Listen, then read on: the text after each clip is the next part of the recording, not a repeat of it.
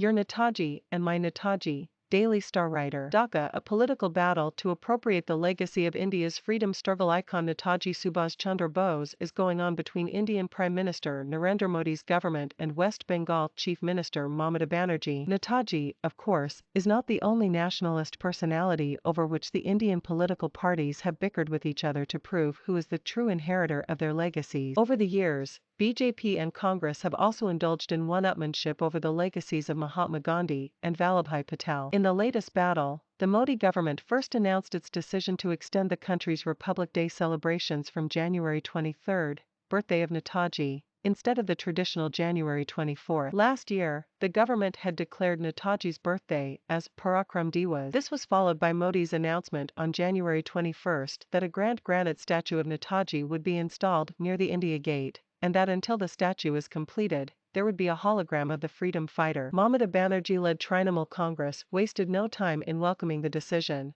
but wondered if it was aimed at redressing grievances over the rejection of Bengal's tableau or out of respect for Netaji. Earlier, on January 16, Mamata shot off a letter to Modi expressing profound shock at the government's decision to keep the state's proposed tableau out of this year's Republic Day parade to be held in New Delhi on January 26. The proposed tableau, Mamata said, was set to commemorate the contributions of Netaji and his INA in his 125th birth anniversary year and would have carried portraits of some of the most illustrious sons and daughters of this country. She also wrote that all the people of West Bengal are deeply pained by this attitude of the central government. Bengal was at the forefront of the Indian freedom struggle and has paid the heaviest price for the country's independence through the partition. Clearly, Mamata was falling back on her pet political plank of Bengali subnationalism to pin down Modi's party. This is the plank she had used successfully to pain Modi and the Home Minister as Bahiragata in the run-up to last year's assembly elections in Bengal, where Trinamool Congress returned to power with a landslide win. However, about the proposed tableau, a Defense Ministry official said the entire selection process follows a set of guidelines and a committee comprising experts from different fields takes the final decision. He rejected the charge of bias against West Bengal. It may be recalled that in 2016, West Bengal's tableau on Baul singers was adjudged the best among the tableaus put up for the Republic Day march path. The official also pointed out that West Bengal's tableau was selected for the parade in 2026,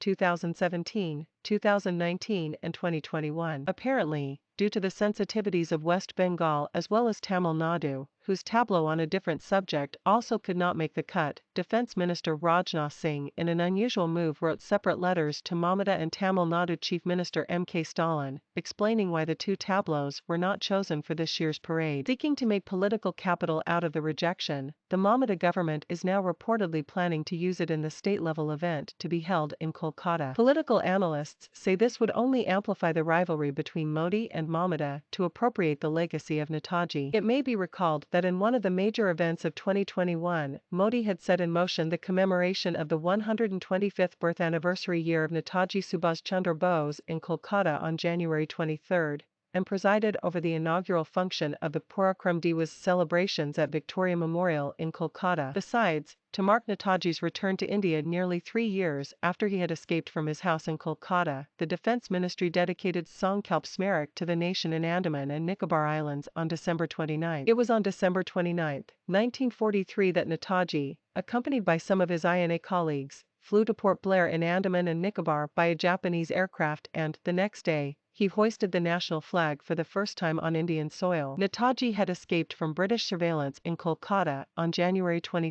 1941. The questions now are, how healthy a precedent would this raise for the appropriation of legacies of India's freedom struggle stalwarts set for the present generation and the posterity? Should Indians not be uniting in imbibing the lessons from the life and work of those stalwarts? This, of course, doesn't preclude a critical appraisal of these leaders.